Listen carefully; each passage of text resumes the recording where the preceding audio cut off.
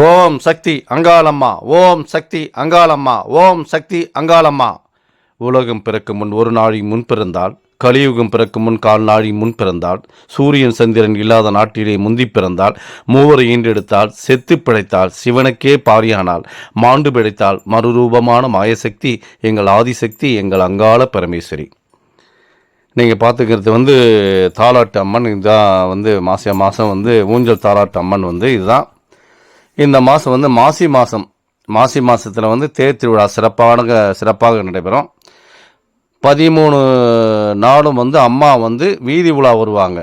வீதி உலான்னா மக்கள்லாம் எந்த மாதிரி இருக்கிறாங்க, ஏன்னா அந்த கலியுகம் பிறந்ததுலேருந்து மக்கள் என்ன மாதிரி துன்பப்படுறாங்க அப்படிங்கிற விஷயத்துக்கெல்லாம் தெரியணுன்னு தான் வீதி உலா வருவாங்க. நாடு நகரங்கள்லாம் சுற்றி வருவாங்க. அதுக்கு தான் பார்த்தீங்கன்னா அங்காளம்மன் கோயில் எந்தெந்த கோயிலெலாம் இருக்குதோ அந்தந்த கோயிலெலாம் திருவிழா நடத்துறது வழக்கம். இந்த மாசி மாதத்தில் கல்யாணம் கூட பண்ண மாட்டாங்க. ஏன்னா அம்பாளுக்காக செய்யும் போது அந்த வழிபாட்டு முறைகளை நம்ம கடைபிடிக்க தவிர நமக்கு ஒரு கல்யாணங்கள் பண்ணக்கூடாதுன்னா யாருமே பார்த்தீங்கன்னா மாசி மாதத்தில் யாருமே திருமணம் நடத்த மாட்டாங்க. ஏன்னா அம்மாவுக்காக விசேஷமாக கொண்டாடுறோம். அதனால தான் அதை சிறப்பு மிக்க வழிபாடாக எல்லா ஊர்லேயும் அந்த அங்காளம்மன் கோயில் எல்லா ஊர்லேயுமே பிரம்மாண்டமாக செஞ்சுட்டு வராங்க. எல்லோரும் பங்குதாரராக போட்டு செஞ்சுட்டு வராங்க. எல்லா கோயில்களுக்கும் நான் பார்த்துட்ருக்கேன். பல கோயில்களுக்கும் நான் சென்றிருக்கிறேன். அதை வச்சு தான் நான் சொல்கிறேன். நான் ஏன்னா நாங்கள் இந்த அளவுக்கு பக்தியோடு செய்கிறோம் அப்படின்னு சொன்னால் அதே மாதிரி பக்தியோடு அந்தந்த ஊர்லேயும் திருவிழா நடக்குது. அந்தந்த ஊர்லேயும் பக்தியோடு செயல்படுத்துகிறாங்க, விரதங்கள்லாம் கடைபிடிக்கிறாங்க. அந்த ஊர் திருவிழாவில் ஃபேமஸாக பண்ணிட்டு வராங்க. எங்களெல்லாம் கூப்பிட்றாங்க, எங்கள் ஊர் திருவிழாவுக்கு நீங்களாம் வாங்க அப்படின்னு கூப்பிட்றாங்க.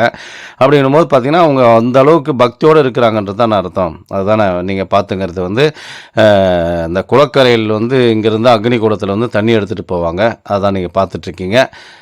இவர் தான் கிரகம் எடுக்க போகிறவர். இவர் தான் டெய்லி இந்த கிரகம் எடுக்கிறதுக்காக, சக்தி கிரகம் எடுக்கிறதுக்காக பார்த்தீங்கன்னா இங்கேருந்து தான் அக்னி குளத்துலேருந்து காலையில் விடிகாத்தால் 5 மணி 6 மணிக்கெலாம் தண்ணி எடுத்துகிட்டு போவாங்க. அதான் நான் காமிச்சிட்ருக்கேன். பார்த்தீங்கன்னா இவர் தான் சக்தி கிரகம் எடுக்க போகிறாரு.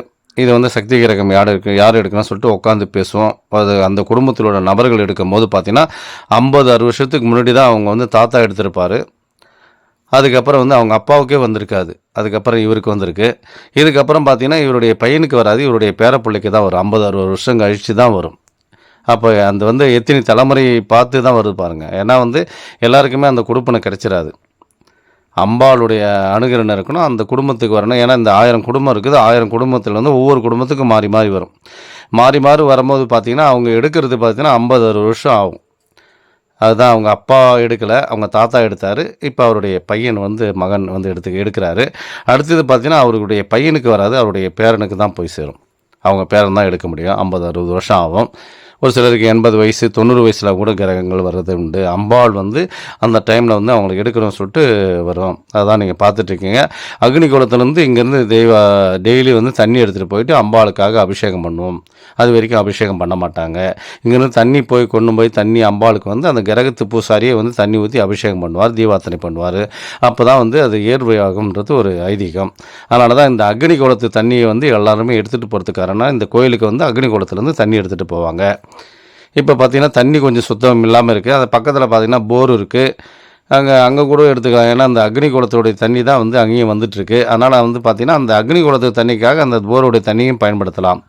ஏன்னா இந்த மண்ணை தொட்டாவே போதுன்றது தான். மலைநூர் மண் எடுத்து அதை சொல்லுவாங்க. மலைநூர்லேருந்து காலை வச்சாவே போதும், அது எல்லாமே நமக்கு நல்லதாக கொடுக்கும். அதனால தான் பார்த்திங்கன்னா அமாவாசை வழிபாடெல்லாம் பார்த்திங்கன்னா கோயிலில் போய் சாமி பார்க்குறவங்க 100க்கு 10 பேர் தான் சாமி பார்ப்பாங்க. மிச்சம் 90 பேர் அம்மனுடைய தாலாட்டு, அம்மனுடைய இந்த பூமியில் கால் பாதம் பட்டாவே போதும்.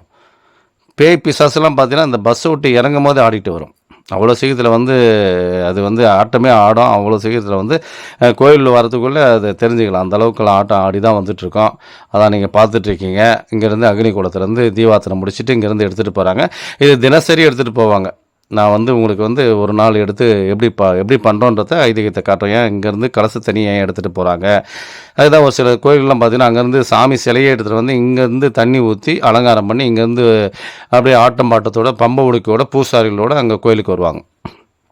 இந்த அக்னி குளம் பார்த்திங்கன்னா ஒரு கிலோமீட்டர் கோயிலுக்கும் அதுக்கும் பார்த்திங்கன்னா 1 கிலோமீட்டர் இருக்குது. அந்த கோயிலேருந்து அங்கேருந்து வர்ணிச்சிட்டு வருவாங்க. இது தேர் திருவிழாவில் பார்த்திங்கன்னா அதிகமாக இருக்குது. அந்த அமாவாசையிலேருந்து தொடர்ச்சியாக அந்த 13 நாளும் பார்த்திங்கன்னா அந்தந்த ஊர் சாமியார்களும் இங்கேருந்து தண்ணி எடுத்துகிட்டு இதெல்லாம் பார்ப்பீங்க. நான் காமிக்கிறேன். இங்கேருந்து எடுத்துகிட்டு போவாங்க. குடம் குடமாக எடுத்துகிட்டு போயிட்டு அந்த அம்பாளுக்காக ஏன்னா இந்த மலையனூர் தண்ணி வந்து அம்பாள் மேலே படும்போது மலையனூர் அம்மாவே அங்கே இருக்கிற மாதிரி ஒரு ஐதீகம். அதனால தான் இங்கேருந்து தீர்த்த தண்ணி எடுத்துகிட்டு போவாங்க. நிறைய இந்த உயிரோட்டம் கொடுக்குறது அதுதான். நமக்கு சாமிக்கு வந்து சாதாரணமாக சாமியாக இருந்தாலும் அது வந்து நம்ம தண்ணி ஊற்றும் போது என்ன ஆகுதுன்னா அதுக்கு வந்து உயிர் வரும். உயிர் வர்ற மாதிரி தான். டெய்லி வந்து அபிஷேகம் என்னென்ன நம்ம பண்ணிட்டு வரோமோ அதெல்லாம் வந்து நமக்கு உயிரோட்டம் கொடுக்குற மாதிரி. இப்போ விநாயகர் கோயிலுக்கு உள்ளே வந்துட்டார். விநாயகர் கோயிலுக்கு வந்து பார்த்துட்ருக்காரு. அதான் நீங்கள் பார்த்துட்ருக்கீங்க. வணங்கிட்டு வராரு. இந்த மாதிரி தான் வணங்கிட்டு அதுக்கப்புறம் தான் வந்து கிரகத்தடி போடுறதெல்லாம் பார்த்திங்கன்னா இது காலையிலே அபிஷேகம் பண்ணி தீபாத்திரம் பண்ணி, ஏன்னா அவர் கையில் தான் அபிஷேகமே பண்ணணும். மற்றவங்க யாரும் அபிஷேகம் பண்ண மாட்டாங்க. அவர் வந்தால் தான், அவர் 8 மணிக்கு வந்தால் கூட 8 மணிக்கு தான் அபிஷேகம் பண்ணிவிட்டு அதுக்கப்புறம் தான் அம்பாளுக்கு வந்து அபிஷேகமும் மற்ற எல்லாமே நடக்கும். ஏன்னா அந்த கிரகத்து பூசாரி என்னென்னா அவர் வந்து ஒரு ஐதீகத்தோடு இருக்கிறார். அவர் என்னென்னா எவ்வளோக்கு இங்கேயே வீட்டிலே இங்கேயே தான் இருப்பாங்க, கோயிலே தான் இருப்பாங்க, வேறு எங்கேயும் அவங்க போக மாட்டாங்க. இந்த கிரகம் முடிகிற வரைக்கும் அவங்க வீட்டிலே தான், இங்கேயே தான், கோயிலே தான் படுக்கிறதுலேருந்து சாப்பிட்றதுலேருந்து எல்லாமே. அதனால தான் வந்து அவர் கையால் தான் தண்ணியை ஊற்றணுன்றது ஒரு கணக்கு இருக்குது. அதனால் அபிஷேகம் பண்ணாலும் பார்த்திங்கன்னா ஒரு குறிப்பிட்ட நபருக்கு மட்டும்தான் அபிஷேகம் பண்ண முடியும். எல்லாமே பண்ண முடியாது. நானே வந்து பேசுகிறேன்னா கூட நான் அபிஷேகம் பண்ண மாட்டேன். நான் வந்து தீபார்த்தனை அர்ச்சனை மட்டும்தான் பண்ணுவேன். ஏன்னா அதில் வந்து லிங்கம் கட்டணும். லிங்கம் வச்சு கட்டி உத்ராட்சம் உள்ளார இருக்குது. சிவனுடைய அம்சமான உத்ராட்சம் இருக்குது. அது வந்து எங்கே போய் கட்டணும்னு ஒரு கணக்கு இருக்குது. அங்கே கட்டிட்டு வந்தால் தான் அதை வந்து அபிஷேகமே பண்ண முடியும். அதை கட்டும் போது என்னென்னா சிவனுக்கே வந்து ஈக்குவலான பவர் வந்து நமக்கு கிடைக்கும். அந்த லிங்கத்தை கட்டும் போது உத்ராட்சத்தை வந்து உள்ளே வச்சு அந்த லிங்கமாக கட்டியிருப்பாங்க. அவங்க மட்டும்தான் அபிஷேகம் பண்ண முடியும். எல்லாரும் அபிஷேகம் பண்ண முடியாது. அதை பாருங்கள், கழுத்தில் வந்து தொங்குது பாருங்கள். அவங்க மட்டும் அபிஷேகம் பண்ண முடியும். ஏன்னா வந்து அம்பாளுக்கு வந்து கணவனுக்கு உண்டான சமம் வந்து அந்த லிங்கத்தை வச்சு கட்டும்போது, அதனால் அவங்க தான் தொட்டு அபிஷேகம்லாம் பண்ண முடியும். நான் தலைமை பூசாரி இருக்கிறேனே தவிர நானே அபிஷேகம் பண்ணக்கூடாது. அம்பாளை வந்து தொட்டு தான் நான் வந்து கால் பாதத்தை தொடுவேன், தீபாத்திரம் பண்ணுவேன், எல்லாத்தையும் பண்ணுவேன். அதுதான் நான் பண்ண முடியும். ஏன்னா அது இதுக்குன்னு ஒரு ஐதீகம் இருக்குது. எல்லாருமே பண்ண முடியாது. அதேமாதிரி சில கோயிலெலாம் பார்த்திங்கன்னா பரம்பரையாக செஞ்சுட்டு இருப்பாங்க. திடீர்னு பார்த்திங்கன்னா அவங்க விட்டுட்டு வேறு ஒருத்தர் செய்யணும்னு ஆசைப்பட்டு அவங்க சொல்லுவாங்க, இவங்க மாற்றி செய்யுங்க, அவங்க மாற்றி செய்கிறாங்க. நிறைய ஃபோன் பண்ணி எங்களை கேட்குறாங்க. அந்த மாதிரி செய்யாதீங்க. ஏன்னா வந்து அதுக்குன்னு ஒரு சிலர் மட்டும்தான் பிடிச்சி செய்வாங்க. நிறைய பேர் பார்த்திங்கன்னா எல்லாருமே அந்த பூஜை முறைகள் பண்ணுறது கிடையாது. ஏனோ தானோ செய்வாங்க. ஏதோ ஒரு வருமானம் வருது போல இருக்குது, அதான் அவன் செஞ்சிட்ருக்கான் அப்படின்னு சொல்லிட்டு பல பிரச்சனைகள், போராட்டங்கள் அந்த இடத்துல உருவாக்கி நான் இந்த தடவை எடுக்க போகிறேன், நான் செய்ய போகிறேன். அதனால் வந்து எல்லா விதத்துலேயும் வந்து நம்ம வந்து மற்ற விஷயத்தெல்லாம் வந்து விளையாடலாம். ஆனால் சாமியோடைய விஷயத்துக்கு வந்து விளையாடக்கூடாது.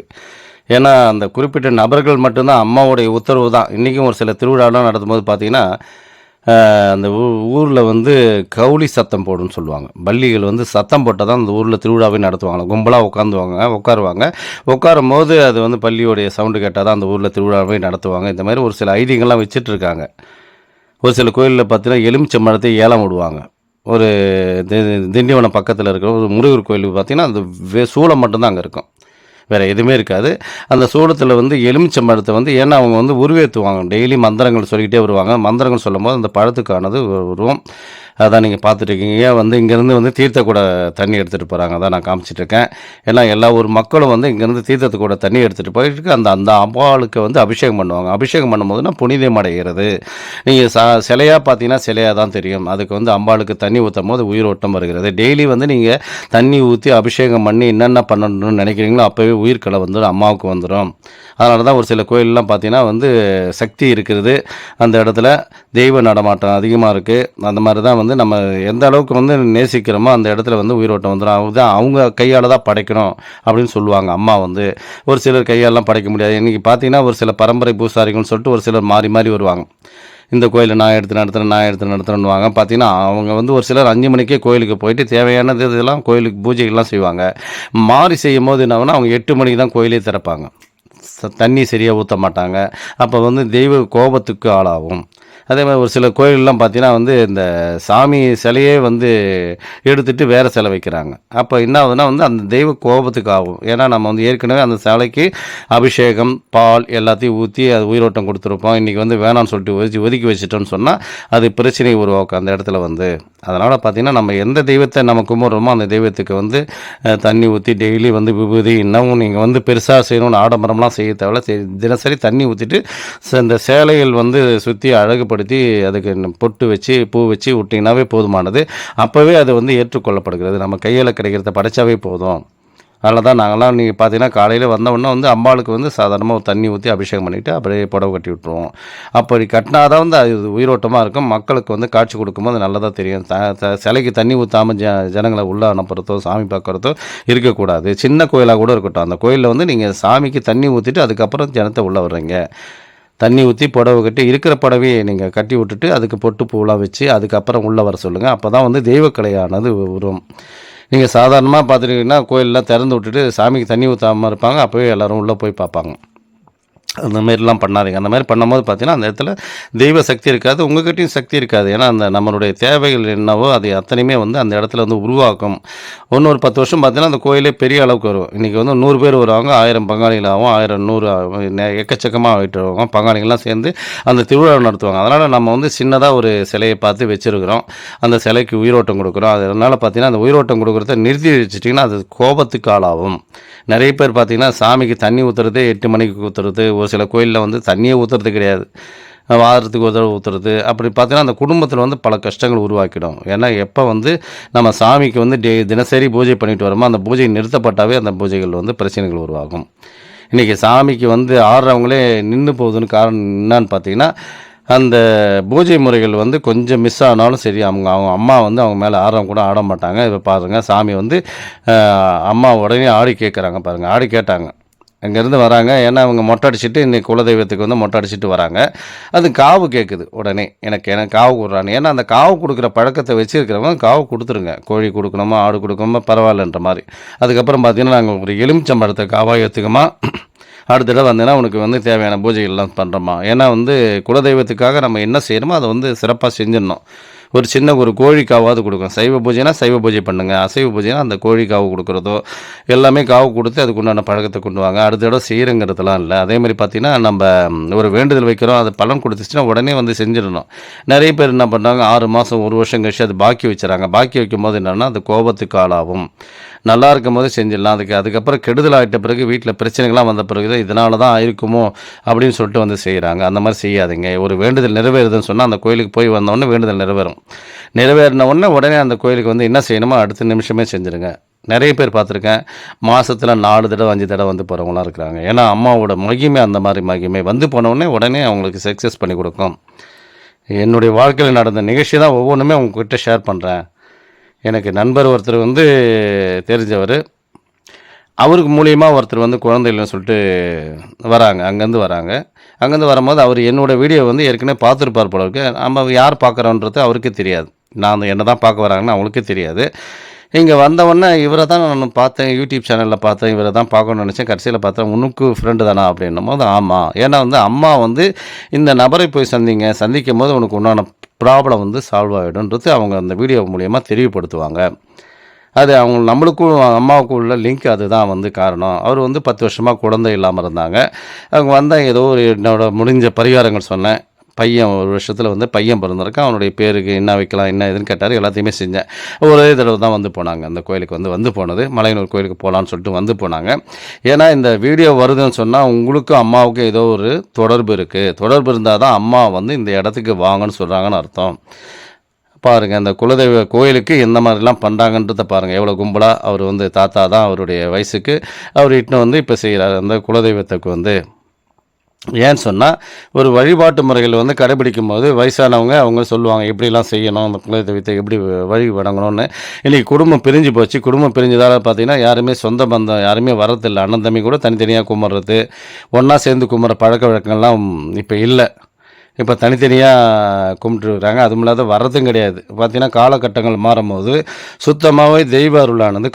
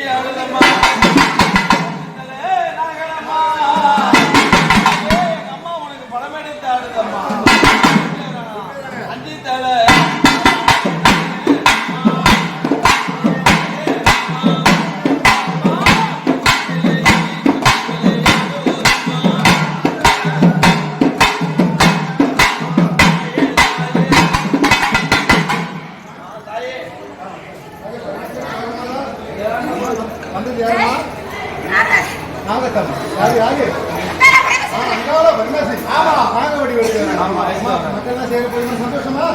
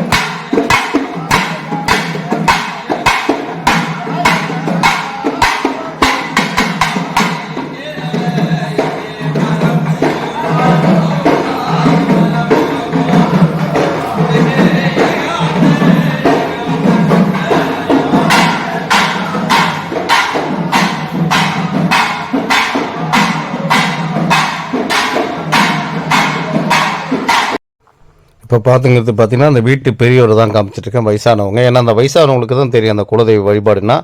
இவ்வளோ பெரிய கூட்டின்னு வந்திருக்கார் பாருங்க. இந்த கோயிலுக்கு வரும்போது எவ்வளோ பெரிய கூட்டின்னு வந்து குலதெய்வத்துக்கு வந்து வணங்கிட்டு வராரு. அதேமாதிரி வந்து பார்த்திங்கன்னா வயசானவங்களுக்கு தெரியும். இப்போ பார்த்திங்கன்னா சின்ன சின்ன பசங்களுக்கெல்லாம் தெரியல தெய்வம்னா எங்கே இருக்குது அப்படிங்கிற மாதிரி கேட்குறாங்க. அதை அனுபவிக்கும் போது தான் தடை தாமதம் எல்லாத்துக்கும் பிரச்சனை வரும்போது தான் அந்த குலதெய்வத்தை கோயிலுக்கு வந்து தேட ஆரம்பிப்பாங்க. இப்போ தெரியாது. அதனால் வந்து நீங்கள் இருக்கும்போது வயசான காலத்தில் இருக்கும் போதே அவங்க இட்டுன்னு போய் இந்த குலதெய்வத்தை காமிச்சிருங்க. இதுதான் உங்களுடைய குலதெய்வம். ஏன்னா அவங்க கும்பிட்றாங்க, கும்பிடல அதை விட்டுடுங்க. என்ன வச்சுக்க, அது ஒரு காலகட்டங்கள் மாறும்போது என்ன ஆகுனா பின்னாடி வந்து அடுத்த தலைமுறைகளுக்கு தெரியாமையே போயிடுது. அதனால் வந்து நீங்கள் குலதெய்வத்தை வந்து அடிக்கடி நம்ம இது குலதெய்வமா அப்படின்னு சொல்லுங்கள். நிறைய பேர் குலதெய்வமே எதுன்னு தெரியாமல் இஷ்ட தெய்வங்களை வணங்கிட்டு இருக்காங்க. நான் அந்த கோயிலுக்கு போகிறதால அந்த தெய்வங்களை வணங்குறாங்க. அதுதான் நீங்கள் காலையில் வந்து அபிஷேகம் பண்ணிட்டாரு. அபிஷேகம் முடிச்சுட்டு வந்து சக்தி கரகம் ட்ரையல் பார்க்குறாங்க. அதுதான் வந்து நீங்கள் காமிச்சிருக்கேன். அவர் வந்து தினசரி அந்த எத்தனை நாள் முழுக்க வைக்கிறோமோ அத்தனை நாளும் வந்து அவங்க வாடி ப்ராக்டிஸ் பண்ணணும். ப்ராக்டிஸ் பண்ண தான் அவங்களுக்கு வந்து அந்த ஆட்டத்தை கொடுக்கும். ஏன்னா ஒவ்வொரு இடத்துலையும் இதுமாரி நின்று ஆடணும். சாதாரணமாக ஆட முடியாது. அதாவது ஆடி கற்றுக் கொடுக்குறாரு பாருங்கள். அவர் தான் வாத்தியார் கற்றுக் கொடுக்குறாரு. அதை மாதிரி வந்து எல்லாருக்குமே வந்து யார் ஆடுறாங்களோ அவங்களுக்கு வந்து ட்ரெயினிங் கொடுப்போம். இத்தனை நாள் கணக்கு இருக்குது. அதை முறையாக அதை கற்றுக்கிட்டா தான் ஆட முடியும். இதேமாதிரி ஆடிக்கிட்டே அவங்க வந்துட்டு இருப்பாங்க. கிட்டத்தட்ட பார்த்திங்கன்னா 12 மணிக்கு ஆரம்பிச்சோன்னா காலையில் 6 மணிக்கு 7 மணிக்கு தான் வரும். அப்போ பார்த்தா ஒரே ஆள் தான் எடுத்துகிட்டு வரணும். அது 2 பேர் 3 பேர் 5 பேருக்குண்டான பலு வந்து அந்த சக்தி கிரகத்தில் இருக்கும். அதை எடுத்துகிட்டு வரும்போது அவங்களே சொல்லுவாங்க, அம்மாவே என் மேலே இறங்கிட்ட மாதிரி நாங்கள் ஃபீல் பண்ணுறோம். ஏன்னா அது தூக்கவே முடியாது, அந்த அளவுக்கு வெயிட் இருக்கும். அது தூக்கின்னு அதே மாதிரி கையை விட்டுட்டு ஆடணும். கையை விட்டுட்டு தான் ஆடுவாங்க. பார்த்தீங்கன்னா ஒரு சில கோயிலெலாம் பார்த்தீங்கன்னா கையை மேலே வச்சுட்டு தூக்கிட்டு வருவாங்க. அந்த மாதிரி கிடையாது, கையை விட்டுட்டு ஆடணும் தான் இப்போவே ட்ரைனிங் கொடுத்துட்ருக்கேன். அதான் நீங்கள் பார்த்துட்ருக்கீங்க. அதை எப்படி ட்ரைனிங் கொடுக்குறாங்கன்றத பாருங்கள்.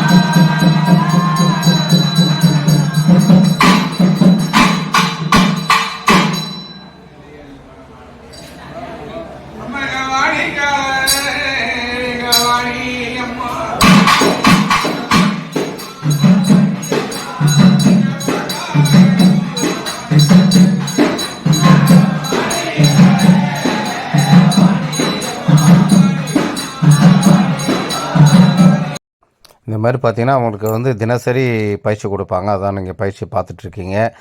ஏன்னா வந்து நம்ம எந்த தெய்வத்தை வந்து வணங்கணுமோ அந்த தெய்வத்தை வந்து ஈடுபாடு அதிகமாக இருக்கணும். ஈடுபாடு இருக்கிறவங்க மட்டும்தான் அந்த வந்து இறக்க சக்தி கிரகமே எடுக்க முடியும். இல்லைனா சாதாரணமாக எடுக்க முடியாது. அந்த மாதிரி வந்து நம்ம விரதத்தை வந்து கடைப்பிடிங்க. வாரத்துக்கு ஒரு தடவை வந்து வெள்ளிக்கிழமையானா வெள்ளிக்கிழமை, சனிக்கிழமைனா சனிக்கிழமை, ஏதோ ஒரு நாள் வந்து தெய்வத்துக்காகவே விரதத்தை வந்து கடைப்பிடிக்கிற பழக்கத்தை வச்சுக்கங்க. இருக்கும்போது நமக்கு நல்ல நல்ல பலன்கள் தெரியும். அந்த வீட்டில் ஒரே ஒரு ஆள் வந்து நம்ம தெய்வத்தை வணங்கணும் அப்படிங்கிற மாதிரி ஒரு ஆள் இருந்தாலும் சரி, வீடு முழுவதுலேருந்து கழுவுறதுலேருந்து க்ளீன் பண்ணுறத சுத்தப்படுத்தி அந்த வீட்டுக்கு உண்டான பூஜைக்கு உண்டான என்னென்ன பொருள் வாங்கி செய்யலாம் அப்படின்னு நினச்சி அவங்க ஒரு ஆள் செஞ்சால் கூட அந்த வீட்டுக்கு வந்து தெய்வ சக்தியானது வரும். இன்றைக்கி வந்து பார்த்திங்கன்னா தெய்வ சக்தி இல்லாமல் நிறைய கஷ்டப்படுறாங்க. வீட்டில் வந்து கெட்ட சக்திகளாக இருந்துகிட்ருக்கு, துஷ்ட சக்திகள் தான் வீட்டில் இருந்துகிட்ருக்கு. அதனால தான் பார்த்திங்கன்னா கடன் பிரச்சனை, தொழில் முடக்கம், திருமண தடை எல்லாமே தடை தாமதமாக வந்துட்டுருக்கு. அது அப்புறம் தான் கேட்குறாங்க, என்னங்க ரொம்ப நான் நல்லா இருந்த காலம்லாம் இருந்தது, இப்போ வந்து பார்த்திங்கன்னா அவ்வளோ பிரச்சனை நடந்துகிட்ருக்கு, எங்களால் வந்து சமாளிக்க முடியாத பிரச்சனை நடந்துகிட்ருக்கோம் அப்படின்னு பார்த்திங்கன்னா அந்த கெட்ட சக்தியானது வீட்டில் இருக்குதுன்னு அர்த்தம். ஏன்னா லக்ஷ்மி கடாட்சம் இருக்கிற இடத்துல வந்து இந்த மாதிரி வராது. அதே மாதிரி பார்த்தீங்கன்னா மந்திரங்கள் ஒலிக்கின்ற வீட்டில் வந்து துஷ்ட சக்தியில் அண்டாது, இதெல்லாம் இருக்குது. அதனால் வந்து தெய்வத்தை நம்ம வந்து எந்த அளவுக்கு வந்து இது பண்ணுறோமோ வீட்டை வந்து வாரத்துக்கு ஒரு தடவை க்ளீன் பண்ணி சுத்தம் பண்ணி பார்த்தீங்கன்னா மாட்டு கோமியம், கல் உப்பு, மஞ்சள்லாம் போட்டு தெளித்து விட்டிங்கனாவே போதும். துஷ்ட சக்திகள் இருக்கிறதுக்கு வாய்ப்பு கிடையாது. இந்த கல் உப்பு வந்து கடலில் போய் எடுத்துன்னு வரதால அந்த தீர்த்தத்துக்கு உண்டான தண்ணி தான் அந்த கல் உப்புன்றது. ஏன்னா கடல் தண்ணி வந்து தெளித்தோம்னா வீட்டுக்கு நல்லதுன்னு சொல்லுவாங்க. அதனால் கடல் தண்ணி எடுத்துன்னு வர முடியாது தான் கல் உப்பு சேர்க்குறோம். அதனால் மாட்டு கோமியம், கல் உப்பு, மஞ்சள் ஒரு தண்ணியில் கரைச்சிட்டு என்ன பண்ணுறீங்கன்னா வீட்டிலலாம் தெளிச்சிட்டு வீட்டை வாரத்துக்கு ஒரு தடவை மொழிக்கு வீட்டை சுத்தபத்திரமாக வச்சுருங்க. அதுமில்லாத பார்த்தீங்கன்னா வீட்டில் வந்து நறுமணம் வீசுகின்ற மாரி இருக்கணும்.